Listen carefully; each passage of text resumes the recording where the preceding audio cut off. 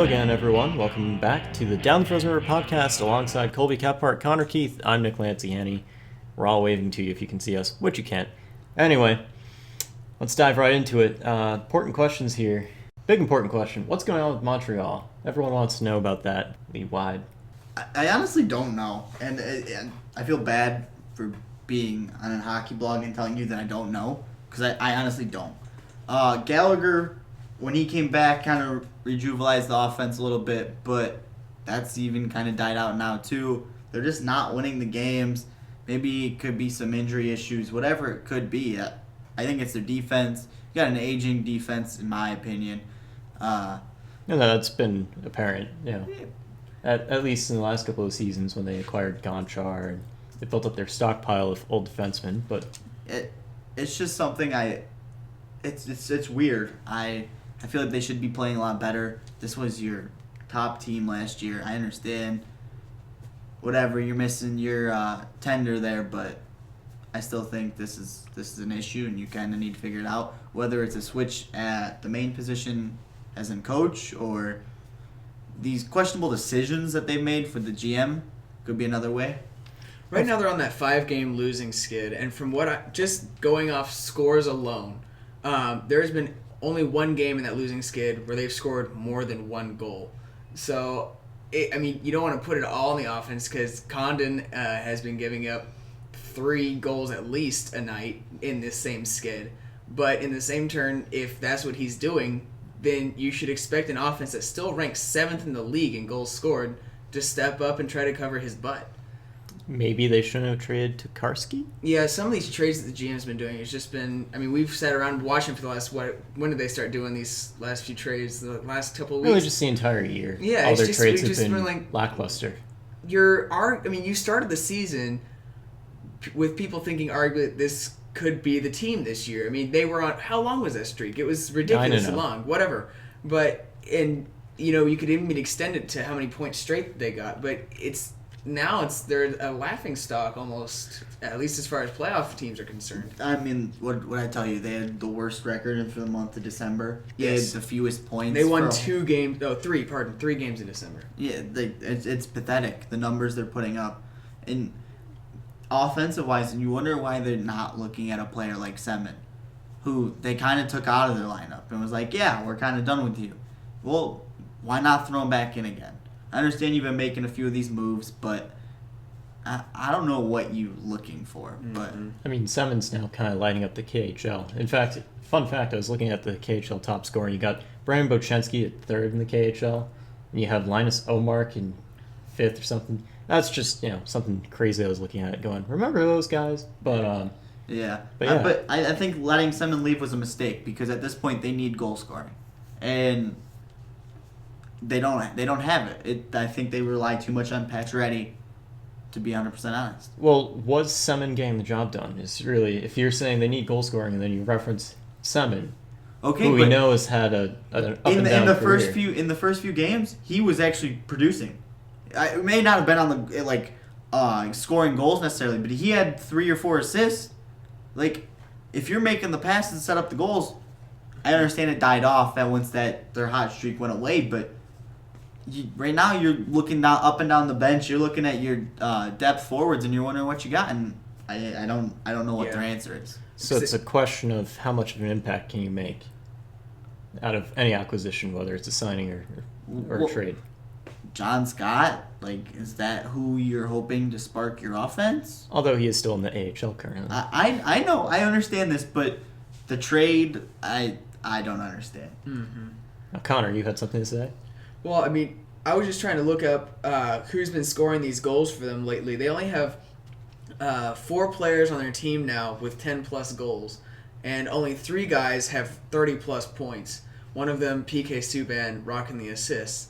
But if you only, at this point in the season, a team that strong, and personally, I think you should have more than maybe, because we've got a couple guys just scraping into that 10-goal area. Well, Galchenyuk and Dale Weiss has 11, as well as Gallagher, actually. Both have 11. Like you said, Pacioretty is having to carry the team on his back, and that's Washington's been trying to do it for years with just Oshie, and they finally figured. Ovechkin? Ovechkin. Wrong O's. I'm batting 1,000. But You they've just been missed trying in to do St. it. Louis. But I think my point still remains. They've been trying to do it for so long with just Ovechkin, and now they're like, you know what, we got to get somebody Let's else build a here team. to be a bigger. Yeah, you have Yeah. to build a threat. Pacioretty can't be the only threat because they'll just whenever Pacioretty goes out, all right, send out the top 2 D pairs, get them off the ice, and then they come back off. It's not hard if you know that that's all they've got. So, Montreal, you have some ultimatums here to contemplate, it appears. Your roster, your general manager, your coach. I'm sure they'll get figured out at some point. But for now, if you're a Canadiens fan, you're not loving life. Especially after hearing the latest rumblings from NHL.com, which is that Carey Price could miss another 3 to 4 weeks. Still out with whatever injury he's had. He's had a couple of issues here, there, whatever, rehab stuff. I mean, he's skating, he's practicing, kind of. What a horrible going from the MVP to now probably one of the worst injuries riddle season I've seen for like a goalie lately. Doesn't that just sound like sports in general, though? Well, yeah, I mean, you're used to it with your Red Sox, but... Yeah, it seems like Dustin Pedroia one day it's like, yeah, and the next day it's like, he's injured again. Lovely. But, it's sad because the numbers he put up last year, everyone wanted to see if he could do it again. I was excited to see if he could do it again, and it's kind of shameful that he's having the season he's had.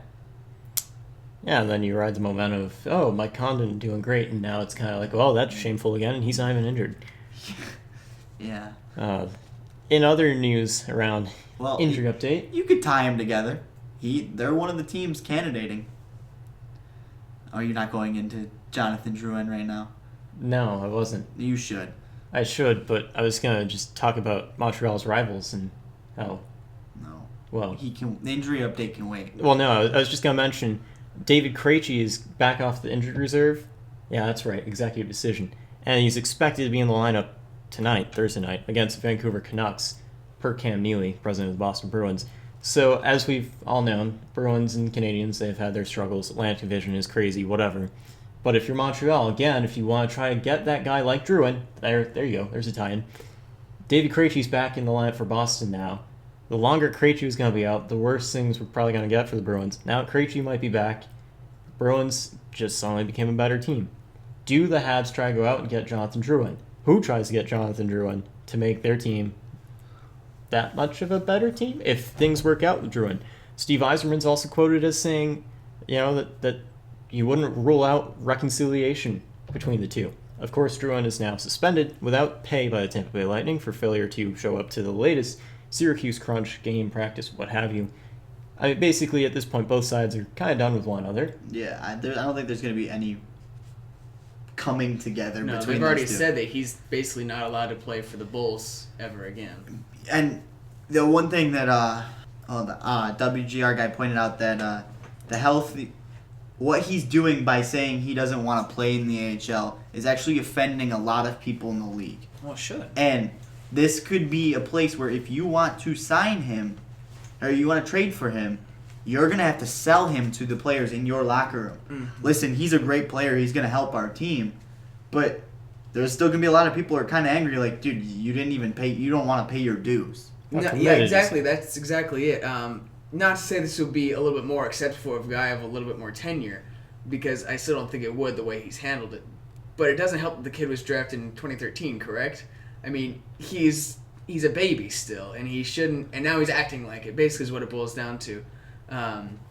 You don't have enough stock yet to try to walk in with Steven Stamkos and some of these other guys that are on the Tampa Bay Lightning team and be like, here's what I think I want to do for me. Well, Yeah, suddenly Stamkos looks a little more professional, even though he may have liked a few tweets involving Toronto, but he looks more professional the way he's handling things. I'll ask you your perspective because obviously St. Louis is one of the candidates They for have him. been, yes. Would you want a player like this on your team?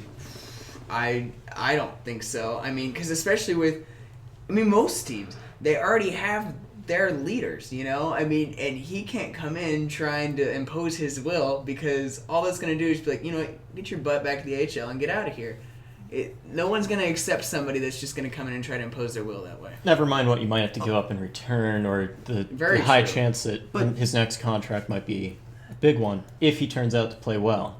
This is the thing is, There's a lot of risk. yeah, he was part of the playoff run last year. He was kind of playing like a third line role. He did a few good things, but to Tyler me, Johnson emerged better. yeah, to me, he's never proven that he has this much authority over the league, over the GM for that matter. Now, I know Nick wants me to keep referencing the whole agent fiasco, talking about how Druin and his agent said that back in training camp there was a chance that there was already going to be a trade made. Well, yeah, they had said that they wanted a trade back in November. Yeah, but Yzerman said there might have been a trade possible back in camp. Yzerman came out today in his press conference and said that was never even talked about. There was never a trade talked about at camp. So, I mean, you got to wonder what's really going on. Is this agent lighting fires just to try to get his player moved faster? Right. But to me, the kid's acting like a baby for someone who's never proved himself. I'm sorry. If this was, I don't know. Let's say Connor McDavid has a full season and going at the rate he was going at to start the year. If he then wanted to throw his weight, yeah, he's Connor McDavid. He has the authority. He's kind of proved himself he can play in this league. But Jonathan Drouin, Not to the organization, though. That would be a big issue if you're like, yeah, well, I'll get traded after one solid year. Then. oh, okay, that's not my point. If it was, say, put Connor McDavid in the contract situation of Drouin. Okay, if it was, I'm at the end, I don't want to be here anymore, trade me, I'm not going to re-sign with you, blah, blah, whatever it may be, you understand that McDavid has a little more power. He's a franchise changer. I don't think Drouin is a franchise No, changer. I agree. Yes, third overall pick, woohoo. But I don't never seen the McDavid, the Eichel, even Taylor Hall, whatever you want to go, any of the young kids that have kind of emerged, you haven't seen that scoring ability, that passing ability. He has it sometimes, but it's just not always there. Well, you know, to compare Drouin with someone like McDavid or someone else, it's kind of like comparing apples and oranges to an extent. So being like Sports and Hockey Central, we'll agree to disagree. And but yeah, Drouin, he's not a franchise changer, at least the outlook of things. Originally, you might be thinking, oh, this is similar to the Tyler Seguin situation or a trade of that nature, where it could change something. But now it looks more like, okay, how mature are some parties acting? What's the agent really doing? You know, what is the agent saying or not saying to either parties involved, Drouin or the Lightning? It's a little reminiscent of the time of Bobby Orr and Alan Eagleson, when Alan Eagleson didn't even tell him that the Bruins offer was better or whatnot, and Bobby Orr ended up signing with Chicago. Now, granted, those are completely different. There's a lot at stake, but just to bring up the ethical points among agents, you know, what is really being said? How is this going to play out? Because it's kind of a big deal, whether the player is good, bad, or organizations are good or bad involved. It's one of those things that it's riveting to kind of see unfold in front of you because it's absolutely not what you want. Yeah, I agree. I just have a question for what you guys think is who would you compare Drouin to like right now? If you could come up with a player, just like who would you think like a role he would have? I'd pick someone from his draft class. I mean, he's not like Nathan McKinnon necessarily, but McKinnon has been streaky here and there.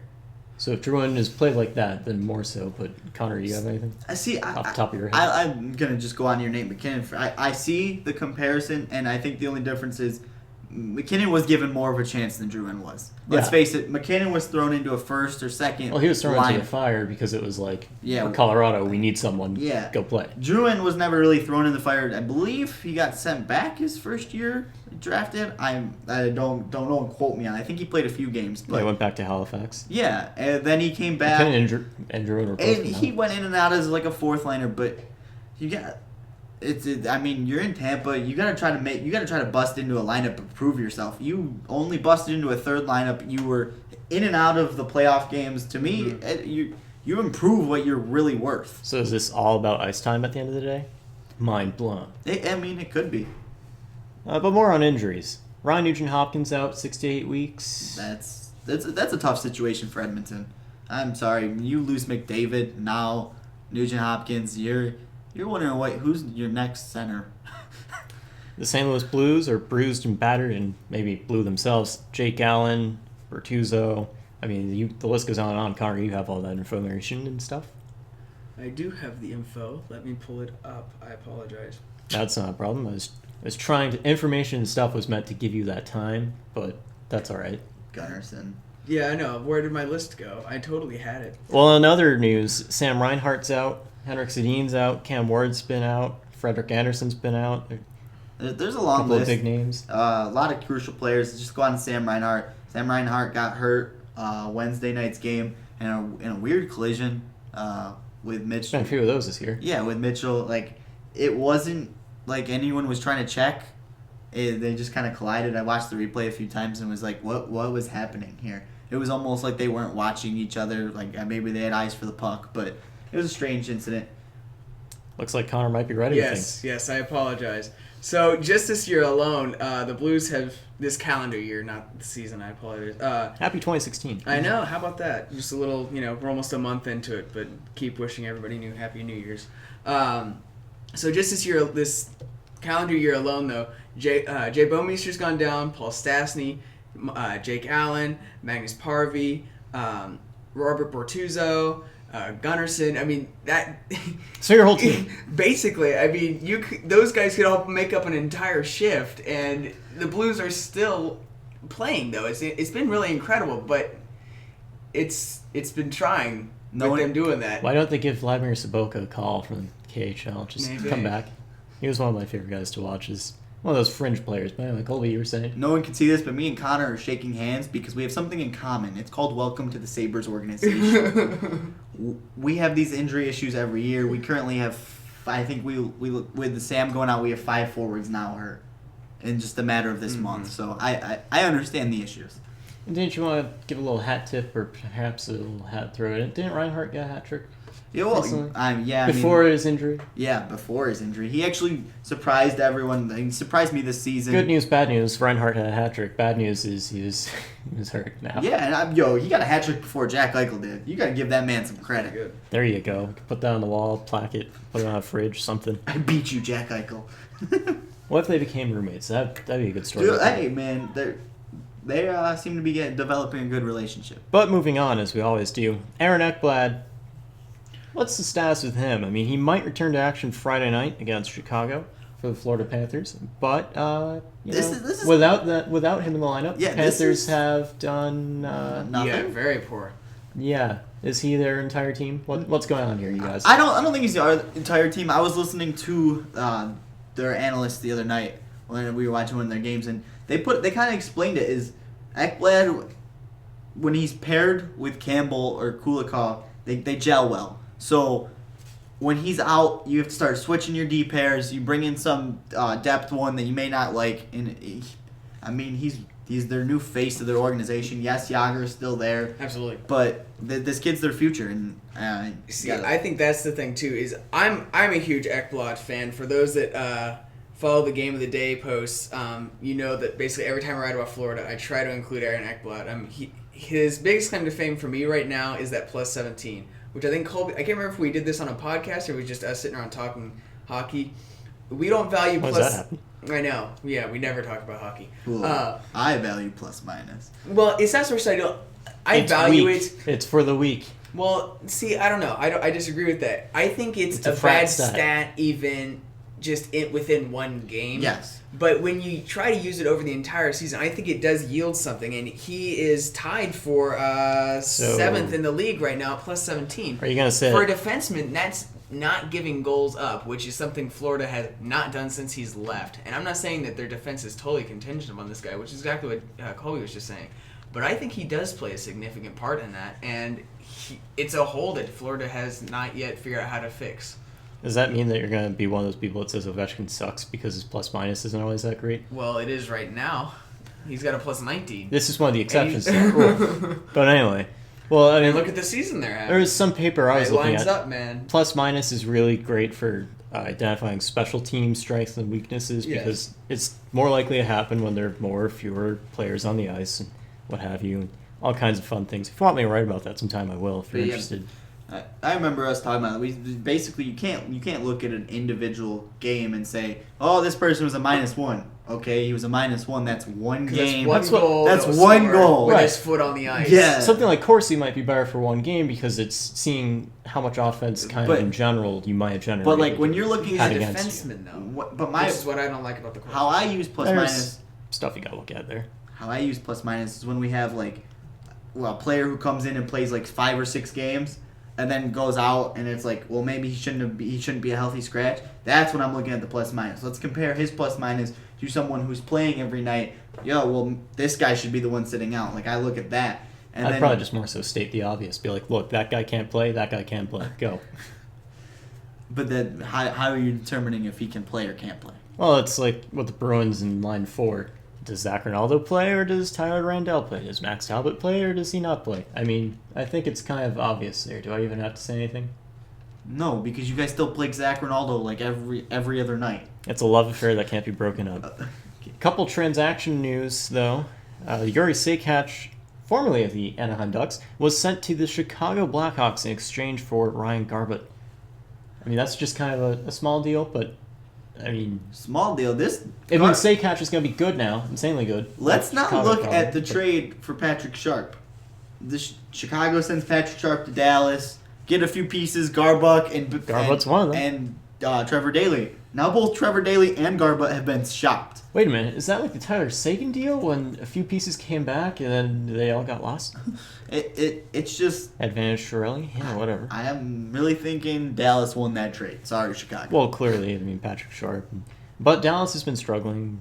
Now I'm just saying words.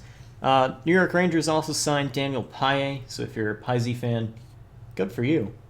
Maybe you can get a Rangers Paille jersey now. I mean, that's cool. You mean Pie fans exist? They might be missing out on something. Like a contract for half the season. Or the net. That was more so going for missing the net. We're just going to try to not do jokes now. This isn't stand-up. Friday night, we have 6 games around the National Hockey League. The Anaheim Ducks taking on the Washington Capitals. Detroit Red Wings take on the Buffalo Sabres, which will be on NHL Network for United States viewers.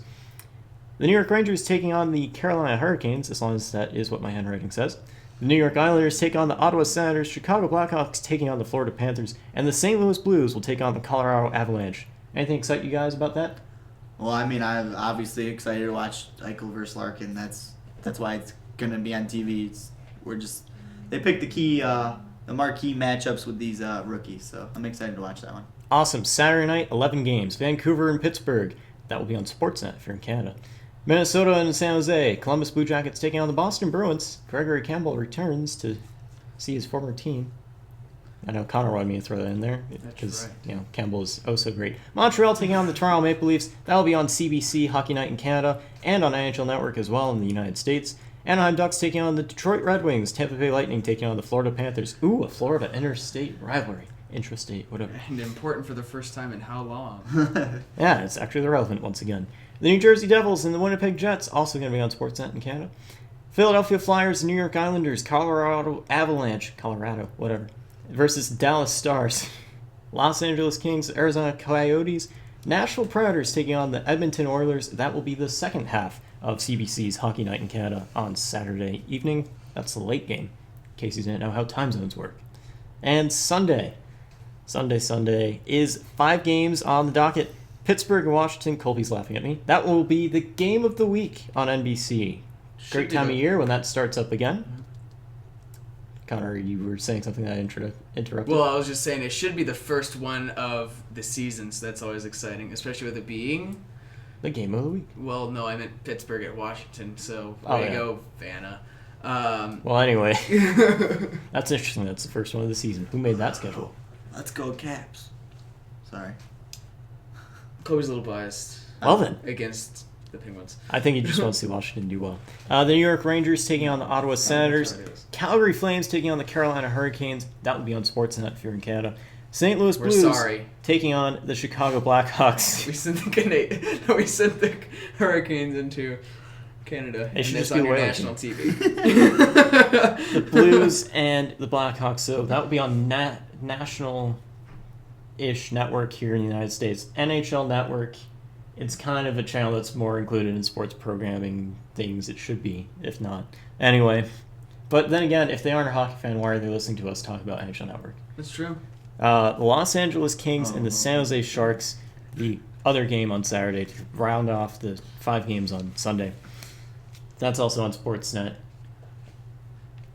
Someone go get me some water. I was going to throw in a note. Talk about anything. This may be a little random, but talking about Carolina Hurricanes, I'd just like to give them some credit here that half their team was in the minors last year. Very true. They were playing in Carolina, and really, as They're much as playing good. As much as we like to make fun of Carolina, we hate to say it, but in the same turn, they are definitely in the race for the playoffs right now. I'm not saying I'm not pulling for Carolina, and I'm not saying I am pulling for Carolina, but it would be nice to see them finally do something in the first time in however long. What, since the Stanley Cup? Pretty much. Yeah, actually, I think they qualified in the lockout season. Maybe, or am I thinking? No, I'm thinking of Florida. So yeah, it's been a while. Yeah, the Hurricanes were actually decent in 2009, kind Was of it as well. 09? They went to the Eastern Conference Finals. Pittsburgh Was it beat them 09? up. I mean, I don't know what you're thinking of. I don't know either, dude. I'm just along for the ride. Well, an exciting ride for you then. You have no idea. Every day is a new adventure. Well, just wanted to give a shout out to the local Carolina team. That's right.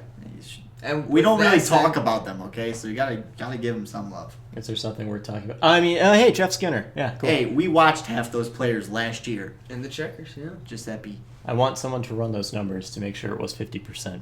Okay. Okay, Brock, so you McDaniel, watched 10 Giuseppe. games. All right, close enough. What am I See you doing? guys. From all of us here at Down the Frozen River, don't you dare touch my guitar. I got this. I'll take us out. From all of us here down the frozen river. Come on. We're going to play D chord for Down the Frozen River. There we go. From all of us here at Down the Frozen River alongside Colby Kephart, Connor Keith, I'm Nick Lanciani. We'll see you next week or, whenever we feel like doing this again.